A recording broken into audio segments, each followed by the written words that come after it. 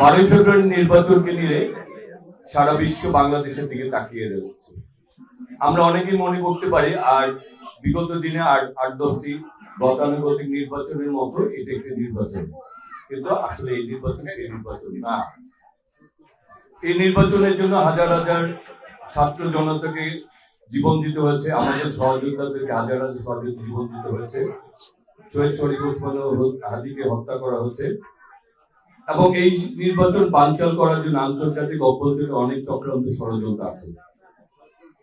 যারা এই দেশকে একটি গণতান্ত্রিক বাংলাদেশ হতে চায় না, হোক এটা চায় না, যারা চায় না এই দেশের মালিক জনগণ হোক, যারা চায় না আপনার আমার সন্তান আগামী দিনে নিরাপদ থাকুক, তারা চায় এই নির্বাচন ঘিরে যদি নির্বাচনকে ব্যাপক ভোটার উপস্থিতি না হয় তাহলে আবার বাংলাদেশকে নিয়ে আবার বাংলাদেশকে অস্থিতিশীল করবে, বাংলাদেশি গণতন্ত্রকে অস্থিতিশীল করবে। যারা বাংলাদেশকে ঘিরে তাবেদার বানাতে চায় তারা স্বার্থ নিয়ে তারা বাস্তবায়ন করবে।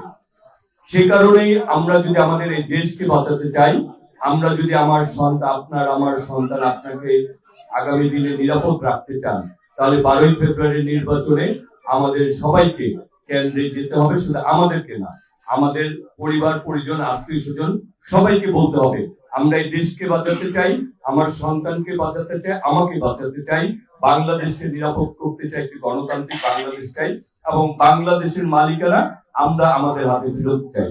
সেই কারণে আমাদের সবাইকে ঐক্যবদ্ধ ভাবে আমাদের 12ই ফেব্রুয়ারি নির্বাচনে আমাদের অংশগ্রহণ করতে হবে। আর সেটি যদি না করেন এই দায় দায়িত্ব আমাদের উপরে এসে আমাদের আপনি আমার সবার তাদের এসে এটি করতে হবে। কারণ তখন আপনি বলতে পারবেন না যে আমরা ব্যাপকভাবে আমরা ভোট কেন্দ্রে গেলেন না আর আপনি মনে করবেন যে দেশ একটি গণতান্ত্রিক বাংলাদেশ হয়ে যাবে, দেশের মালিকানা আপনি ফেরত পাবেন, ভোটাধিকার বাস্তবায়ন করবেন, আপনি আমি নিরাপদ থাকবে, কিছু সম্ভব হবে না। তখন চক্রান্ত ষড়যন্ত্রকারীরা বিদেশি এবং দেশীয় তারা আবার মাথা চাড়া দিয়ে উঠবে। তার তখন কি হবে? ব্যবসা বাণিজ্য নষ্ট হবে, আপনার প্রশাসন নিরাপত্তা বিঘ্নিত হবে, আপনার সন্তানের লেখাপড়ার পরিবেশ বিঘ্নিত হবে।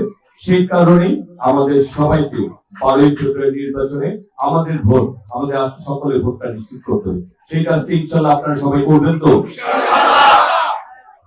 এই কাজটি করার মাধ্যমে আমরা আগামী দিনে নিরাপদ একটি গণতান্ত্রিক বাংলাদেশ পাবো। একটি দেশের জন্য আমার নেতা শহীদ রাষ্ট্রপতি জিয়াউর রহমান জীবন দিয়েছেন, আমাদের নেত্রী দেশটিতে বেগম খালেদা জিয়া বিনা চিকিৎসায় তিনি স্বামী হারিয়েছেন, সন্তান হারিয়েছেন, গৃহ হারিয়েছেন, জেলে গিয়েছেন, অনেক আত্মত্যাগ করেছেন। বর্তমানে আমাদের বিএনপি চেয়ারম্যান জনাব তারেক রহমান তাদের যোগ্য পিতা, যোগ্য মাতা, যোগ্য উত্তরসূরি, তিনি বলছেন আগামী দিনে তিনি এই বাংলাদেশকে গড়তে চান। তিনি স্বপ্ন দেখাতে চান না, পরিকল্পনা নিয়ে এসেছেন। সেই পরিকল্পনা ছাত্র, শ্রমিক, জনতা, কৃষক, গৃহিণী সবার কথাই তিনি বলেছেন। কোন ভাবে কি পরিকল্পনা করবেন, ক্রিয়া ক্ষেত্রে কি করবেন, শিক্ষা ক্ষেত্রে কি করবেন, আমাদের গৃহিণী আমার মা খালাদের জন্য কি করবেন, কৃষকের জন্য কি করবেন, দ্রব্যমূল্য নিয়ন্ত্রণের জন্য কি করবেন, এলাকার উন্নয়নের জন্য কি করবেন, আমাদের শিক্ষা, আমাদের ভবিষ্যৎ প্রজন্মকে কিভাবে গড়ে তুলবেন, সব কথা বলেছেন। এগুলি যদি বলতে চাই আমাকে আধা ঘন্টা 1 ঘন্টা বক্তব্য দিতে হবে। যেহেতু নামাজের সময় হয়ে গেছে সেই কারণে আমরা এই কথাগুলি আপনাদের ব্যাখ্যা যাচ্ছি না। এখন আসি আমরা ঢাকা 9কে নিয়ে। নাগরিক সুবিধা বঞ্চিত একটা এলাকার নাম হচ্ছে ঢাকা 9। আমরা সিটি কর্পোরেশন ট্যাক্স দিই কিন্তু আমরা আমাদের সুবিধাগুলি পাই না। এখানে জলবদ্ধতার সমস্যা রয়েছে, বড় সমস্যা হচ্ছে আমাদের মা খালাদের, আমাদের সেটা হচ্ছে রাতের বেলায় আমাদের গ্যাস আসে 2-3 ঘন্টার জন্য, এছাড়া আমাদের গ্যাস নাই। এই ব্যাপারটা নিয়ে যেহেতু এই সমস্যা আপনার আমার সকলের, এই সমস্যার সমাধানের ব্যাপারে আমরা আমাদের দল ক্ষমতায় আসলে আপনাদের ভোটের মাধ্যমে আমরা বিজয়ী হইলে তখন আমরা যে বলতে পারবো যে আমাদের এলাকার লোকজন সবচেয়ে বেশি ভোটে অংশগ্রহণ করেছে এবং আমাদেরকে সবচেয়ে বেশি ভোট দিয়েছে। সুতরাং আমাদের এই এলাকার সমস্যা সমাধানে একটি উপায় বের করতে হবে যাতে অন্তত আমরা খেয়ে পড়ে বাঁচতে পারি, সেই ব্যবস্থাটি করে দিতে হবে। তা না হলে আমাদের এখানে জীবন, আমাদের পরিবারের জীবন দুর্বিষহ হয়ে যাচ্ছে। গ্যাসের সমস্যার ব্যাপারে আমরা আপনাদের যেহেতু আমি ঘরের সন্তান, আপনাদেরই সন্তান, সেই ব্যাপারে আপনাদের এলাকার কাজ করার ব্যাপারে সর্বোচ্চ চেষ্টা করব। কতটুকু পারবো আর কতটুকু পারবো না আপনারাই দেখবেন। কারণ হচ্ছে আমি আমার চেষ্টার থেকে সর্বোচ্চটুকু করব, তারপরে হচ্ছে যে দেখবেন যে আমরা চেষ্টা করছি কিনা।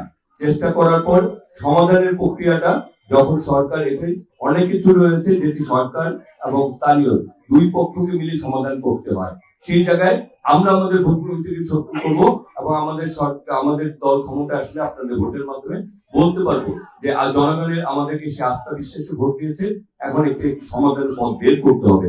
তবে আমরা আমাদের সর্বোচ্চ ইনশাআল্লাহ চেষ্টাটুকু করবো।